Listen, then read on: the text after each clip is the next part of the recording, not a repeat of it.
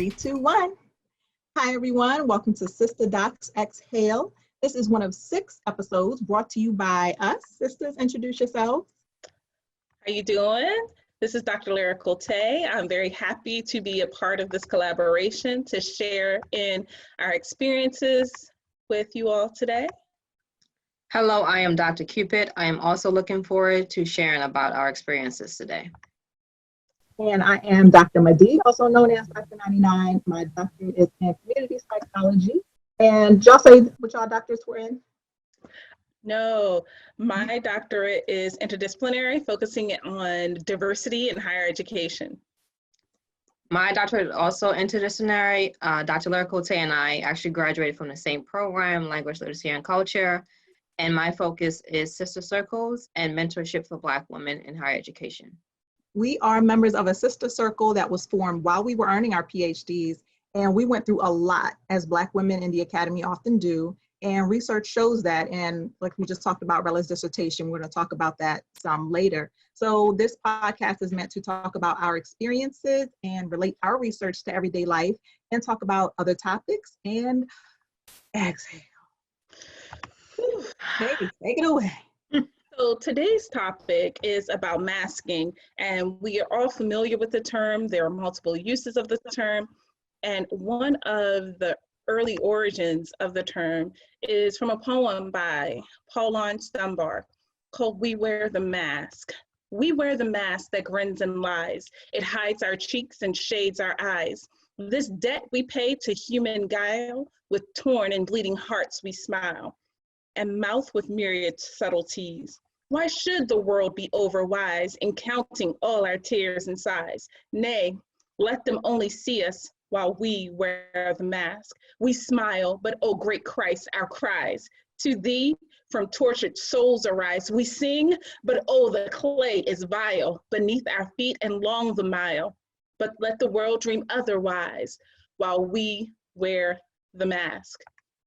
This has always been so powerful to me in terms of masking, and I'm always interested in Black women, especially in how they mask, and Black culture and how we mask. So I wanted to ask you today, sisters, when you think about the conceptualization of masking, what does it mean to you, and how do you use it, and do you use it? Dr. Cupid, you want to start? You can go for it. I'm still thinking about the question. To me, it means more about not being able to be who you are or who you feel that you are coming into a space. I usually think of it in terms of race,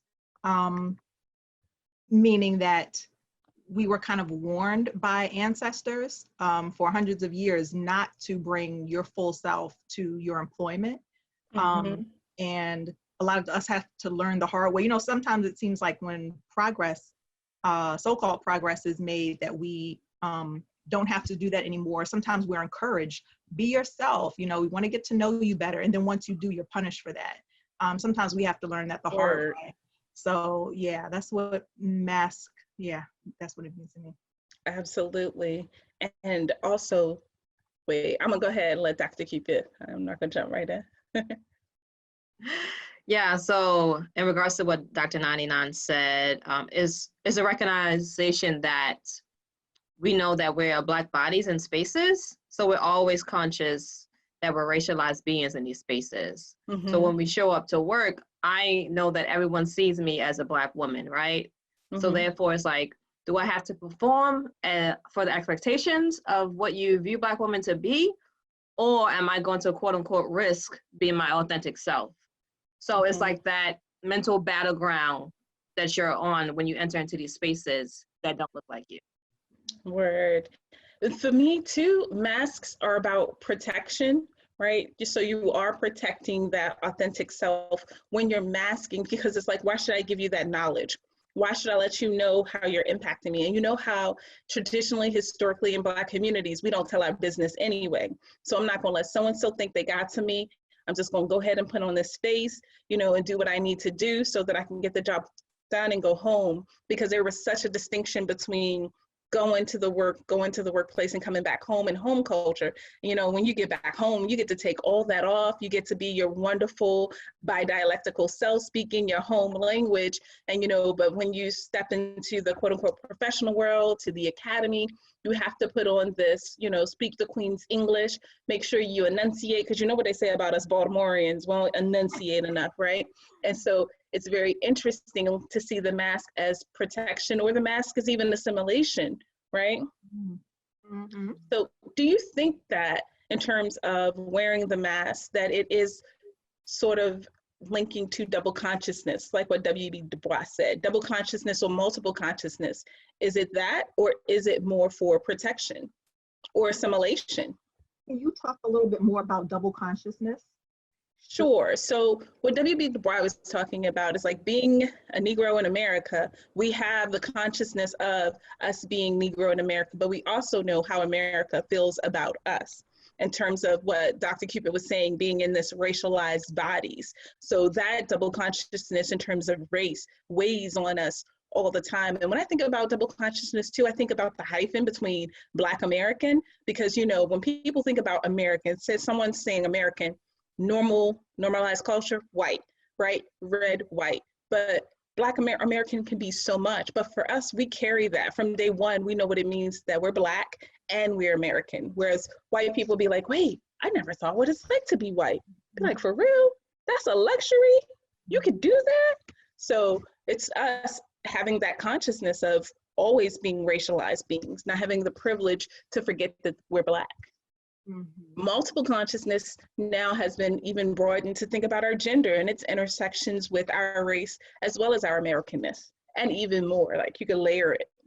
Mm-hmm. Well, I think you said it. But some people, you know, it's interesting. Some people don't even buy into that, but we're not going to go down that rabbit hole because they are cosmopolitan and above race and we're all this. And I'm like, yeah, that's a different mask that you're putting on when you think you're, go ahead. People might want that luxury and want to think. I remember when I went into grad school, because of how difficult it was to get into grad school, I had the thought that I'm going in with people of a higher intellect, the highest intellect, and race won't be a factor. And I think I was like, however old I was at the time. Now I look back, I'm like, I should have known better, but I didn't. It was like I had to learn, like, no, you're still Black. You're going to be treated as the Black one. You're going to have to listen to a whole bunch of crap, and that's just still going to be the way it is. But I'm glad I learned that lesson, and I think that still helped me probably to shed different masks that I was putting on at different times. So I was like, if you're going to see me like this anyway, I may as well, you know, make certain shifts. Mm-hmm. Yeah. Can masking be seen as a strength? Financially, for a lot of people, I think a lot of people would say, well, shoot, I want to stay employed, or, you know, a lot of people, you know, going back to the grad school experience, people who they actually thought their silence would protect them. So in their minds, you know, they did that, and yeah, they thought it wouldn't, but I think a lot of those people still got a couple of different shocks about how people saw them in their race. And that's when they wanted to feel some kind of way about it, instead of kind of relaxing in that from the beginning. And I'm not relaxing in that. I mean, when people like us start talking about race in different arenas, such as education, a lot of people would push back. Don't talk about that right now. You know, that's not important. And they want to just put on their mask and keep going. But as soon as something happens to them personally, we're the people they come to. Like, can you believe, you know, I'll be getting texts late at night. Can you believe what so-and-so said in class? And I'm like, I've been saying this the whole time, but you didn't want to hear it. Or I'm making trouble when I address it in class. You know what I mean? Exactly. Mm-hmm. Yeah. What about you, Dr. Cupid? Do you think that masking, can it be seen as a strength? I think it can be seen as a strength if you recognize that you can take it off. I think some Black women don't recognize that they can take off this mask in certain spaces. Or when is it appropriate to push back and say, no, we need to talk about race because it's affected me and therefore it's also affecting you, right? I think some people think it's a privilege that they don't have to recognize race. So therefore, if you operate in that space and you're not being held accountable or called out in order to be called in, then it doesn't become a strength for you, right? called out to be called in. That's what I'm talking about. Sorry. Let me go back to my professional self. But also too, I think about the masks that we have ascribed for ourselves. Like if you think about the myth of the Black superwoman, right? Remember historically? And so like, oh, we can do it all. We can do this. We got to be strong. It's like, we kind of took that on to the detriment psychologically and, you know, thinking about mental health and not having self-care and all of that. And at the same time, it was projected upon us as well in terms of Black women working in the fields, Black women could do this, Black women can do that. We were always out there beside our man, so we didn't have the ability to fit into the cult of domesticity, right? No one placed us on that pedestal. We were breeders. And so it's like, oh yeah, we come from strong stock. So we then adopted the mask of the strong Black woman, right? The Black superwoman, because we had to. And then it's like, when do we get to break down? When do we get to feel fragile, right? When do we get to embrace our authentic, not strength, but to embrace softer side? Vulnerability, thank you. That's exactly what I was looking for. Like, so what do we tell ourselves in combating the masks that we as a culture have embraced historically as Black women?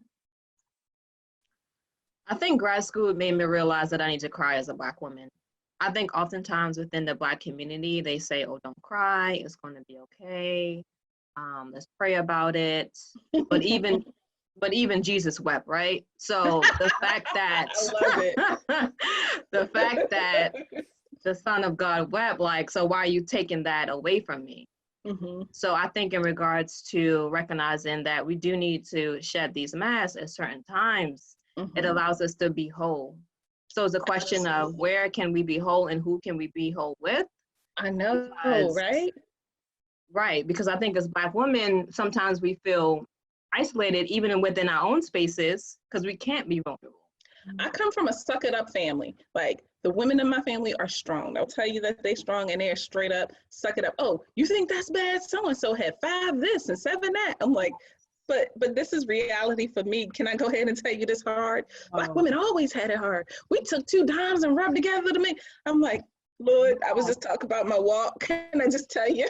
But that's not what it is. It comes from other Black women, you know, in our families, like, you know, telling you everything they had to go through. So me growing up with a strong mother, so many times, even when I fell apart, half of the falling apart was like, dang, I can't do what she did, or, you know what I mean? Because of all that she did. And so many other women in the family, you know, talking about when they clean white people's houses to get money for the family, or when they weren't, you know, Black women could get a job before a Black man could because they'd be taking care of white people's children and cleaning their houses. And, you know what I mean? It's just all this other stuff. And then, yeah, so. We've become more accustomed to creating spaces where we can exhale, where we can take off our masks, right? Where we can challenge even our elders and say, I understand that you had it rough. I got you, but my reality is rough too. It's not rough like yours. I had to walk 20 blocks to go, you know, X, Y, and Z. I had to, you know, I had 12 children to raise, share a piece of bread with my brothers.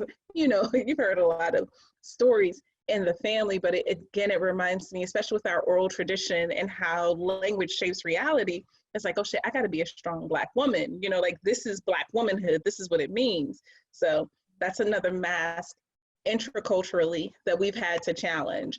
So in terms of masking, do you think that we need to talk about the implicit or explicit bias that's impacted when masking backfires and causes mental health issues for holding stuff in? I think so. And I noticed that this conversation comes up, like I've seen it on Twitter before. Some people might make one tweet about it and people respond to it. So it is important. I think it's within the past, I'll say 5 to 10 years that people have started to talk about this. I don't even know if it's been 10 years, within the last 5, I say. So when you talk about implicit and explicit, like, can you say more about that? So and I said implicit and explicit because sometimes people don't realize, that's the implicit part of it. They don't realize that they've offended you. And then some explicit is more like good old fashioned, like out and out racism, right? Thinking about these things, and you hear things in meetings and you're like, shit, do I address that? Or do I just sit here and mask and not say anything because I don't want to be seen as the angry Black woman? I don't want to be seen as overly sensitive. It's like, either you're overly sensitive, or if you pop off, you're angry. It's like, where do I just get to be me and call you out, right? Like Dr. Cupid said, call you out so that we can start calling each other in, because it creates, when you don't address it, it can really build up when you're that same person do it again, and you just go, boom. Like, wow, why is she popping off? Do you not remember all the other incidents that I was quiet about? And so that's what I think in terms of mental health, because if we don't get it out, then we take that shit home to our families. That stuff begins, pardon my French, that stuff begins to eat in us and that sort of thing. And it's just like, we have to get it out. But masking is somewhat survival based too, because it's like every day you're like, oh, I don't have the strength to address this. I don't have the energy to address this. So I'm just gonna be like, and then, or I don't mean to be offensive, but, and you're just like, I see, and that's the thing. I think what I got into before, where if I always had to do that, but I think I was older. I went to grad school at an older age, so I felt like I was like maybe 6 to 8 years older than other people. And I had more like, once I realized they were just going to see me like that anyway, then I just kind of, whenever I saw something, I called it out. So I made a lot of, I was ostracized for a while, but it was through finding sister circles and community with other Black students that helped. And even being in community with people who would talk about it on the weekends. We going to happy hour Friday night, they talk all about it. But once somebody does it in class, they're silent. But I also, but it was also a colorism issue that I thought. How so? Speak on it. If I was in a classroom where a Black woman who was darker skinned would even sit there silently masking, like, I'm Black, I can look like she's wearing the mask. I know she's going to text me later and say, did you hear what so-and-so said? But in the class, she's just sitting there, she's not saying anything. But I'm going to say something, but they can have a conversation with me. But when she leaves the room, do you think she's angry? Oh my gosh, she seems so angry. She ain't saying nothing. I could tell she's sitting there wearing the mask and smiling and actually listening to your bullshit. I was the one who said something, but you didn't ask me, was I angry? So that stood out. I was like, but that's and that also could have been a power dynamic too, if you were the student versus the other sister being the faculty, right?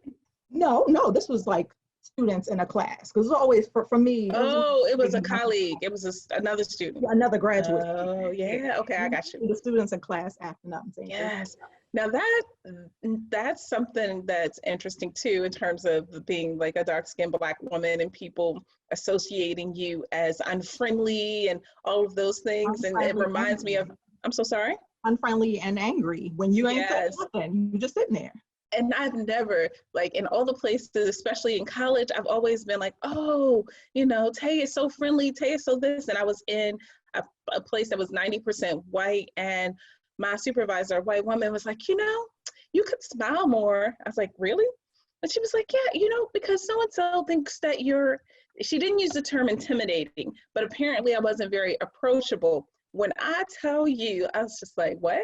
So I would roll up on people and I'd be in my own world. As soon as they came closer to me, all of a sudden, look, I'm like this. They come closer, I'm like, I lied to you not. Like, I just be in my own world. Oh, here comes so-and-so. Hey, hi. It's like, what? Like, it got to the point when people would call, they were like, can we please speak to Shantae and not Katie?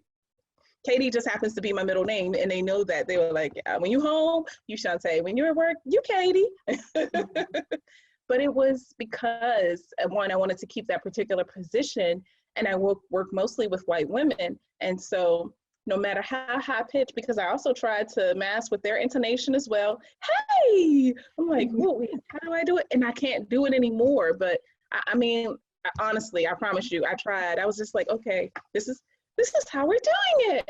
And I'm not trying to make fun. I'm just literally telling you of my experience. I tried to match their intonation. Mm-hmm. Oh yeah. Like a lot of us have had that. yeah, tried to match their intonation. I was just like, oh yeah, I'm not lying, because I wanted to be like, I'm fitting in. I'm assimilating to make you feel comfortable. Like, this is my professional survival, and I would like for you not to see me as unapproachable, not to see me as a threat. Someone to talk like you. But it didn't quite work, especially if you bring up issues of race. Like, even if you're smiling at them saying, I think that was a very racialized statement. You're threatening. But anyway, I digress. I'm sorry, Dr. Cupid, were you about to say something? No, I was going to say that we definitely do need to talk about masking, because obviously it does lead to mental health issues, right? But let's think about the mental strain that you have to go through to just be on like that double looking. So you're both doing your work, and you also have to be conscious of who is coming, so therefore you can perform this smile, right? Perform this I'm inviting to you. So definitely it causes a mental strain, because you're doing two things at once. You're people managing people that you shouldn't have to people manage, and you're also doing your work. Yes, that's that double consciousness and that internal thing that you're talking about. It is a lot of work. It's a heavy emotional load to decompress and deal with all you're dealing with, the actual work itself. It's a lot of emotional and cultural management that other people don't have to do. And it's to make other people feel comfortable. And Right. It's totally extra. It is. That's what I think someone said, or a couple of our professors said, who are Black, that higher education kills Black people.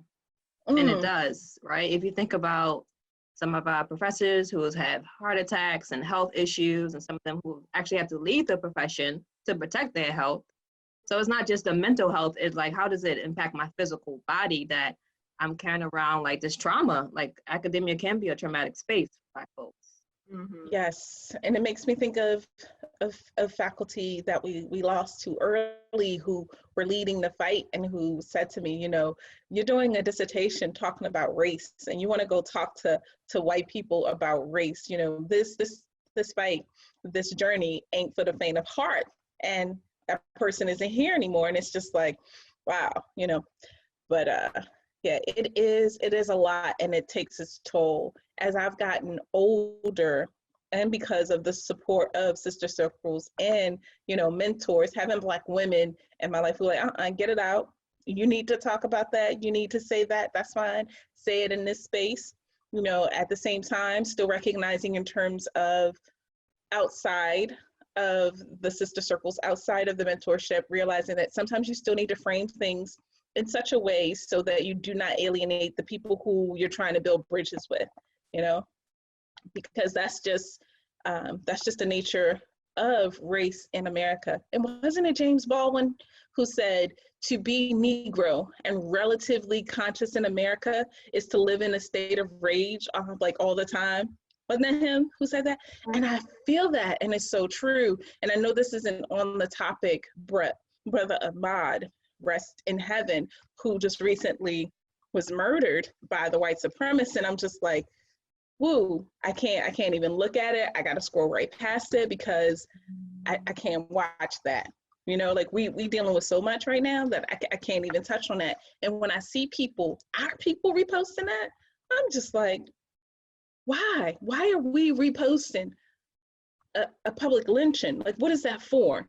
I don't see it Ida B. Wells-ish. I don't see it as, like, you could talk about it, you can post about it in writing, but replaying the video, it's like, that's more trauma that we already have to deal with. What's up? Nobody will believe them if they don't. Can you hear me? Yes. Yeah, well, they think nobody will believe them if they don't post it. I don't know, because I saw it. I haven't watched it, I kept scrolling, but I saw it enough times where, and in my mind, I'm like, is this a video of it? And I didn't know till other people started responding saying, stop posting this, that they had done it again. I thought we already had this conversation years ago, that we wouldn't do that. Yeah, but to a certain extent, as you were saying, in terms of this, just thinking about masks, like ripping off the mask that this type of white supremacy and hate doesn't exist. So maybe if we put it out there enough in public memory, that'll make people come to terms with the fact that, yes, it's real. So maybe it's some people's attempt to speak truth to power, to say, I'm going to keep talking about this and showing, like, when I think, was it Medgar Evers' mom who said, I'm going to keep the casket open? Oh, that was Emmett Till. Emmett Till, thank you, I'm sorry. Emmett Till's mom, I'm gonna keep the casket open so y'all can see what you did to my son, so that we can reckon. And so I'm like, well, maybe it's some of that, but just in terms of myself watching it, like I can't, I can't, it's, you know, it's a lot. So, but I found that to be something that I don't want to mask about. I just acknowledge that it hurts, send up a prayer for his family and his loved ones, and kind of keep it moving. Do you find that in terms of the mask, where do you find it hard? Wait, before I say in terms of, do you all mask? I don't know if I said that. Like, do you find yourself masking, or do you prefer, and you've grown to an age where you pretty much walk an authentic self? I don't think I mask well because people always tell me I make faces. I got the same thing. Here you have a thought. No, I don't. Your face. I was like, I didn't say anything. Apparently, my face do something too. So I guess the whole like the face masking I have not perfected. So I would say Yeah, you don't have a face mask. in that regard, I would say no, facially I don't mask well. And I think oftentimes too, people also do misinterpret my face, right? So what does it mean as a Black woman to be in a bicultural space or multicultural space and then misinterpreting your facial expressions? So that's also a thing that's interesting with masking, because I think I could look at a Black woman and tell her everything with just that one look, right? But I can't do that for everyone in the room. So therefore, it's like, you know, mistranslation. If I'm looking at a Black woman like, sis, really though? Yeah, sis. You know, like we can have that whole conversation, but other people won't get it. So therefore, they're interpreting my face totally different than what I am saying, because I'm having a dialogue with my sister. So in regards to masking, no, I don't think I do it well, and I'm okay with that. Yeah. I think when I was thinking about masking, I think maybe it's for a standard professional, you know, because other people, if they talk about, no, this is just me being professional, this is, you know, home or at the club. I'm saying at the club. I don't know the last time I've been in a club. Bar, happy hour you versus the you that you bring to work. And I think anybody who's talking about professionalism would tell you that you should separate the two, because that's why something's called professionalism, even though there's a lot of white hegemony behind that. That's, you know, also another topic. But I do believe in professionalism to an extent, because that is, and I wouldn't say mask, I would call it more like a wall. So when I was able to take off a mask, I started being a little bit more authentic, but I think I was able to do that based on my field of study. So studying community psychology and knowing that I'm working with people who are all into theory and academic stuff, and like you don't really know what it's like to actually work with people that you consider the community, which we know is like code for poor Black people or these downtrodden group that you have to whatever. So if I'm coming in certain masks that I had to rip off just to say, I know what I'm talking about, because when you're talking about the community and all these other studies where Black people are so low in this variable, but white people are so high, how can we get, you know, having to rip off the mask, like you talking about my family now. So you talking about my background, you talking about all this other stuff where now I have to be myself for you. So you can see I'm earning my PhD in this and breaking apart whatever this theory is, just so I can, you know, it was almost like it became a revolutionary act to say, I'm not even into all this academic stuff, but then that becomes a mask I wear around Black academics, because Black academics, I feel like y'all are really smart, and the other people who mentored us and our Black professors, very scholarly, very academic. You can just cite theories and who wrote the article and all this stuff. I can't do it. It's just like, maybe if I'm interested in a topic for that time, but I never felt like I'm such a scholar, I'm an academic. So that mask that I wore, I felt like was for Black academics who would be disappointed in me for not being as scholarly. So that's a different type of mask. You know, it's interesting that you say that, because I was actually just thinking the opposite, where people used to tell me like, stop throwing your brain at people. Come on now, chill out, relax. And I'm like, I am chilled out. Like, this is the, no, but for real. This is the way I talk. Like, you talk about this, I was like, yeah. I was like, it's a part of me. And then it's like, oh, come on, stop being fake. You know, you and your vocabulary. I'm like, I have a very, not even great vocabulary sometimes, but I don't sit here and like, oh, what kind of words I'm gonna use this time so I can sound real smart. Like, I don't do that. And so when people would just be like, come on, take that off, take that off. I'm like, take what off? It's who I am. Now, granted, in a professional setting, like you say, I'm gonna be more professional. But if I'm at a happy hour throwing back and we start talking about race, or we start talking about, Black literature, which I love, and then I'm throwing in some stuff. I don't know, maybe it's just a quote unquote nerd in me, but from my own community, I've often grown up, or even, post college, master's level, men especially be like, come on, relax. And then women would be like, well, stop throwing your brain at them. Like, how am I'm having a conversation? What the but serious. So they would be telling me to take off this mask of the quote unquote scholar. I was like, it ain't a damn mask. I love this stuff. I love Black history. I love Black culture. Like, for real. That's just me, man. And so that was sad that for me to share with people talking about stuff I love, they thought I was wearing a mask and they were like, leave that at work. I was like, but don't you want to talk about Zora Neale Hurston? A lot of people, no. I know. I literally had a Black woman ask me before, and it's a family, how'd you get interested in all this Black stuff? And I was like, because it wasn't shared with me enough in school.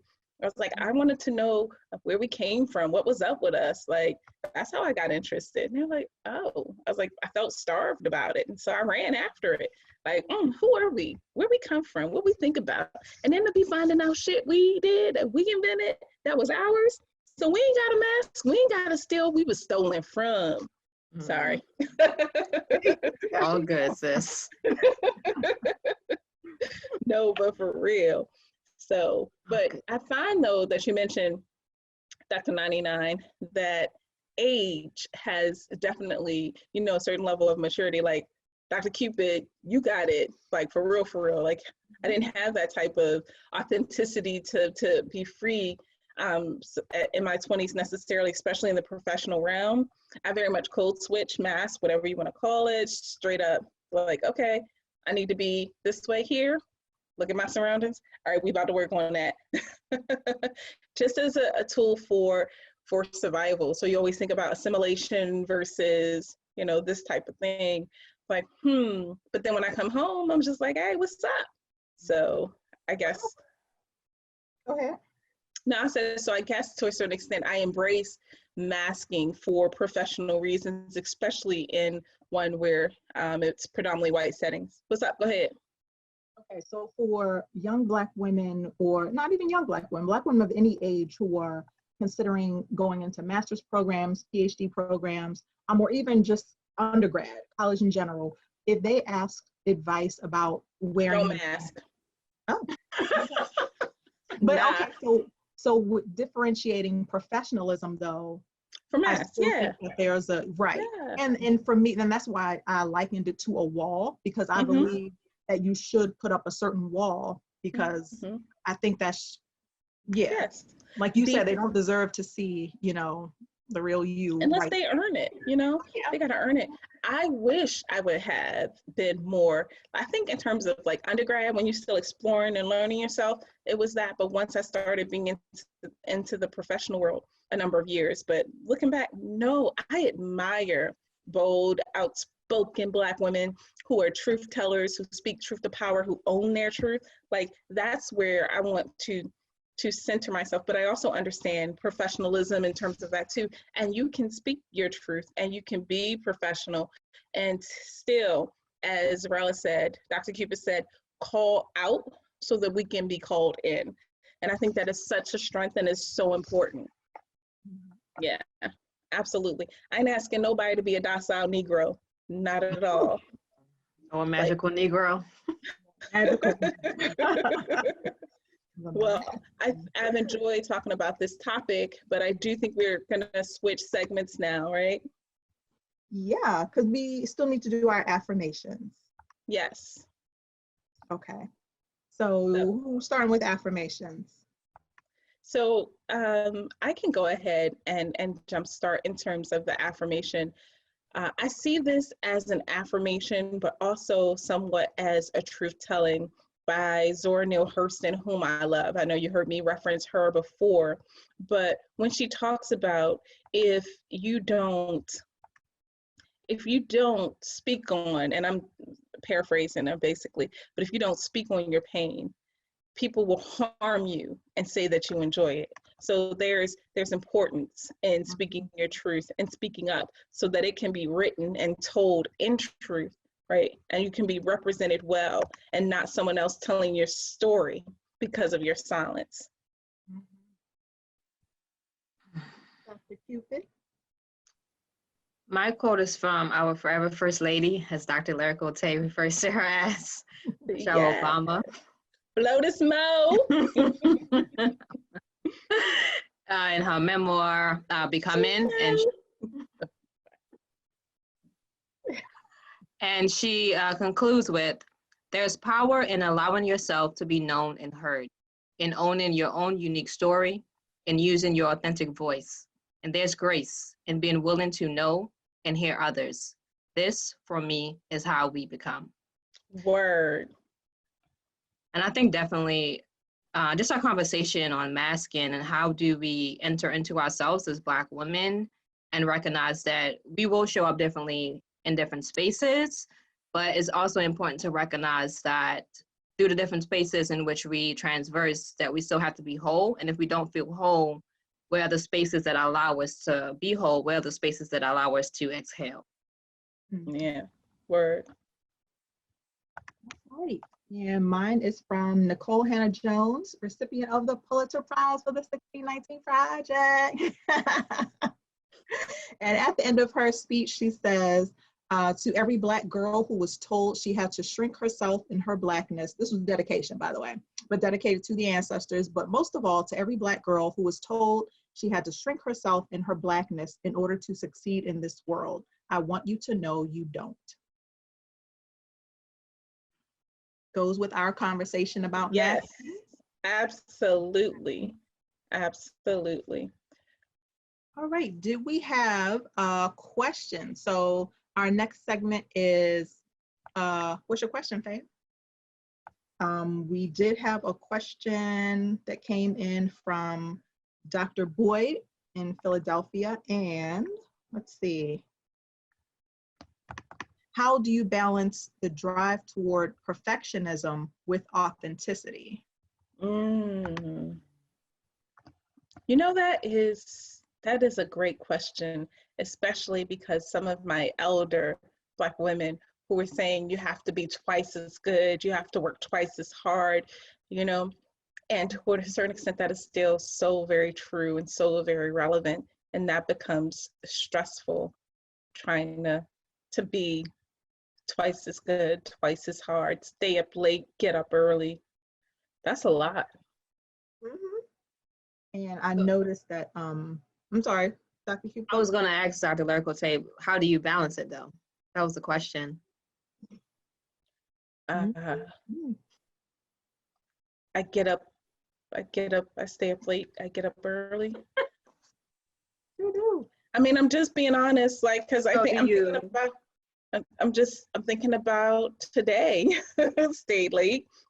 I'm gonna get up early, but I don't know. How do you all balance it? Perfectionism and authenticity.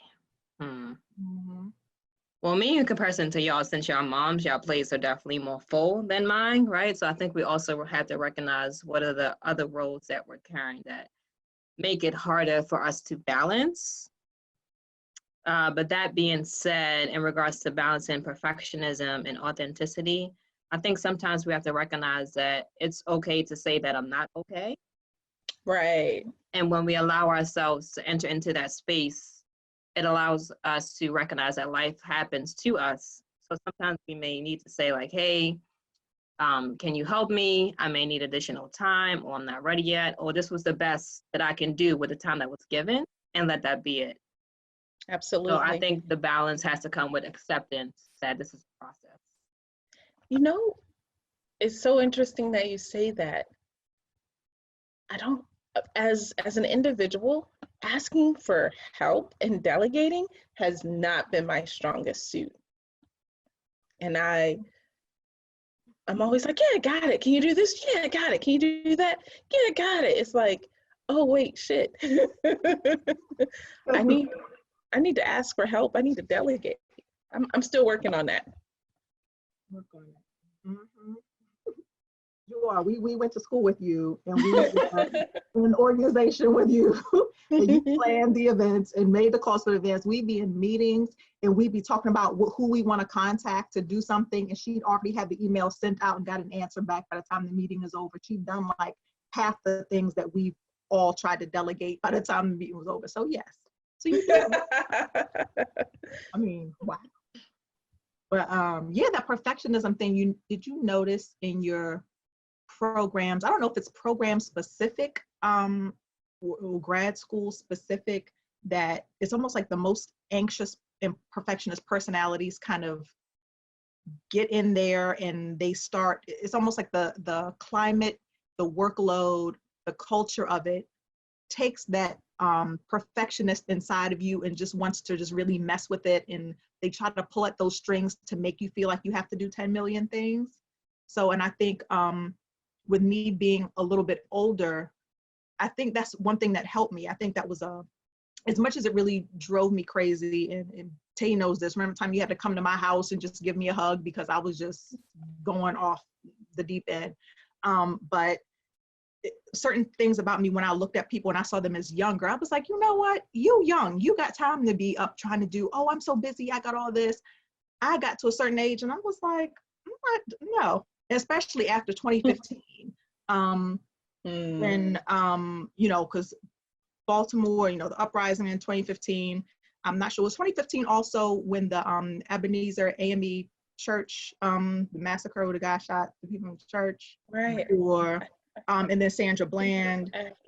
It was certain things that happened that let me see, like Sandra Bland said, you're not safe. And the church union was like, you're not safe. So everybody in here running around for these lab results, or, you know, we worked in labs, you know, psychology department. So, you know, doing all this research, doing all this stuff. And I was like, I'm not safe. They could kill, you know, I'm thinking I got this bright future. Oh, I'm in a PhD program. I'm so a different kind of Negro. No, not that I thought I was, but that Sandra Bland show, she's on her way to a job at a college. That didn't save her.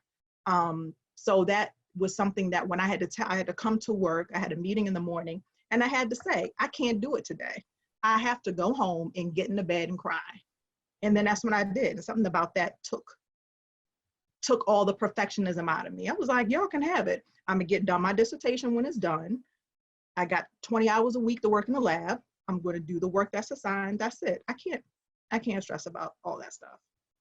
That took it out of me. So authenticity, I think that's how that balance that came back to all the different other things that were going on and were continuing to go on. And the whole country, you know, a lot of us were going through a lot and mobilizing and doing things. You know, Sister Scholars did the Black Lives Matter thing on our campus. So. Yes. Yes. Yes. So let's see. It's about time. And yeah. Any wrap-up words? I thought we had another question. We didn't have another question? Nope. Okay. Any wrap-up words? You know, when you are talking about it's not safe, and when you're talking about Sandra Bland in terms of truth telling, because she became a truth teller, right? And she shared very openly, she processed very openly, and she spoke her piece that day. And because people so want to control Black bodies, they want to control Black mouths, they want to control Black and profit off of Black culture. There's so much of that. That's why, like I said, I love to see authentic Black women speaking, being themselves, celebrating who they are. And sometimes I do get scared for some of, especially my very outspoken, you know, in different places and spaces, because it's real, the threat. you know, like the women who got kicked off the train for laughing, a book club, right? Like even Black joy is threatening or somehow untowards. It's like, come on. And like, so the policing of our Blackness and the policing of who we are, and not even being safe by quote unquote masking or respectability politics. It's like, you might as well be who you are anyway, because it's going to keep doing what it's doing. So be joyful, be happy, laugh out loud, be authentic, celebrate, because whether you do or you don't, that is still out there. That potential still exists, but at least you're going to be happy and joyful and authentic, you know, and be safe too, as safe as we can be. Have to exhale on that one, sis. Woosta. Thank you. All right. Well, everyone, thank you so much for exhaling with us, everybody who joined us for this conversation. And please join the conversation through Twitter and answer our Twitter question. So what was our Twitter question this time? Let's see. I got it. How has your concept of wearing the mask shifted or stayed the same now that your work life has moved online? And use the hashtag SistaDocsExhale and follow us at SistaDocsExhale. Until next time, we wish you love, light, and insight. Word. Peace. Peace. Peace.